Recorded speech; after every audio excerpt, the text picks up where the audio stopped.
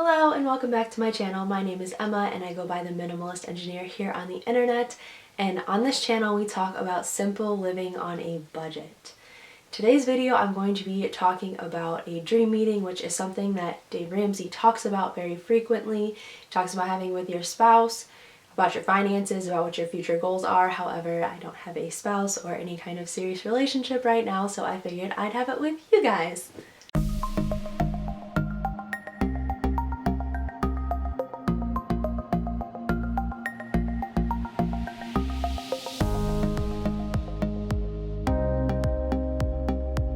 So the first thing that I want to talk about is my debt-free date. So I believe that with a lot of hard work and determination, I will hopefully be debt-free by the end of 2022. That is 3 more years on Dave Ramsey's Baby Step 2. I currently owe $147,000 in student loans back to Sallie Mae. So that is what I am currently working on. My loans are broken down into 9. I have 9 remaining loans. I have 3 left with Nelnet, and I have 6 with Great Lakes, and so they're all totaled up to be $147,000. That puts me at an average of putting about $50,000 a year toward debt, which might seem unrealistic for a lot of single people. However, I am 25 years old. I am so beyond blessed to live with my parents, who do not charge me rent or anything like that, so my only expenses are what I want to spend my fun money on, and then gas and just my student loan minimums. I really do not pay any other bills. My parents still pay my cell phone. In this next year I will be taking over my car insurance payment, so that is something I'm going to be budgeting in, but that's not a lot of bills considering what 25-year-olds or people that live on their own pay for. So I'm very grateful for that, and because of my parents, that's why my debt-free date is set at 2022. This is under the assumption that I will be living with my parents for the next 3 years. May or may not be realistic because I will turn 28 that year. Seems kind of old to be living at home with your parents, but honestly, my parents are really fantastic. They're understanding, and to be honest, I work most weekends, so it's not really a big deal. I'm usually home 1 day a week, all day, and after that, usually at work, so it's not the end of the world for me. So if things keep up like this, I do plan on living here for the next 3 years. A debt-free date of 2022 is a big, giant stretch, but that really does just force me to be very disciplined if I want to meet that goal. The sooner this debt is paid off, the sooner I feel that I can move out of my parents' house. Personally, right now, considering all of the help that my parents give me with living expenses, it would feel really wasteful to move out and pay rent. So that's why I'm going to try to stick around here as long as I possibly can. That number also does not include me getting any dramatic raises, just a 3% raise each year, which is pretty fair. And I've already been told that I'm getting a promotion in the beginning of June this year, so that will give me a couple more percentage points to raise my salary as well. So I'm very excited for that because that money will just go straight to my principal payment.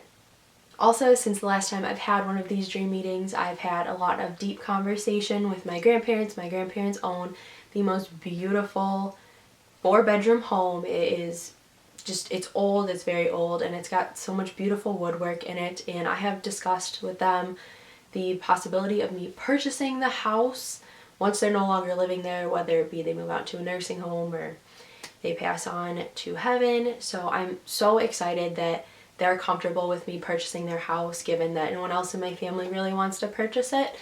And we talk about it all the time. We talk about the changes that I want to make to it, and we talk about the things that are important to them that I keep, that my grandma tells me about all the renovations that she's done, and it's been a really cool bonding moment for my grandparents and I think it's wonderful that they're on board with me making a couple changes, but for the most part keeping the house very true to the way they've had it my entire childhood. I have so many beautiful memories growing up there as a kid that I'm really excited to hopefully raise a family in this home one day.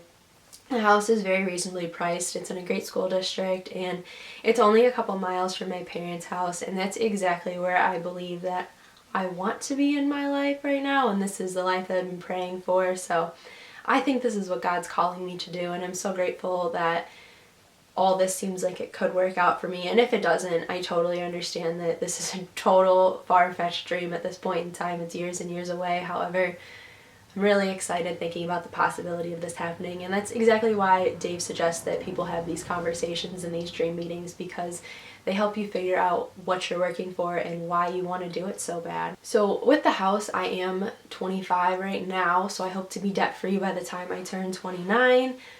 And I would, in a perfect scenario, love to have that house paid for in 6 years. That would put me around my 35th birthday, and that is my stretch goal. I do not know if that's possible. The house itself is probably going to cost around $200,000 by the time I buy the house and do some necessary improvements on it. I know I want a new roof, and it's going to need a new furnace coming up pretty quick. So with all of that being done, I'm hoping to have that house paid off in 6 years. That is a stretch goal. That is a lot of money to put down on a house as a young adult, but it is a huge goal, and it's something that I'm really going to work for, because I know if I knock out my mortgage right away as a young adult, then I will have the rest of my life to save, invest, and give. And after you look at a paid off house, then you can really look at the FIRE movement. So FIRE stands for Financial Independence, Retire Early. And I would like to achieve FIRE by the time I am 50, no later than 50. 45 would be really awesome, but 50 is when I'm thinking I would like to retire. Then I would have the rest of my life to do whatever I wanted. And I work really hard right now. I feel like I'm trying to start a side business. I work overtime at least Saturday or Sunday. And I feel like my hard work is this work ethic that I'm developing now as a young adult, as a young professional, is going to pay off for me. So I am working really hard towards achieving FIRE and financial independence. If you guys enjoyed this chit-chatty video about my future and my dreams, leave some of your 5, 10, 15, 20-year goals. When are you planning on achieving FIRE? Leave them in the comments below so that we can encourage each other on this journey. This journey is hard and it's long, but I just know it's going to be worth it, because financial independence is something that I don't think you can compare anything else to. It is definitely its own type of freedom. If you like this video, do not forget to give it a thumbs up and hit that subscribe button. Thank you guys so much for watching, and I will see you in the next video.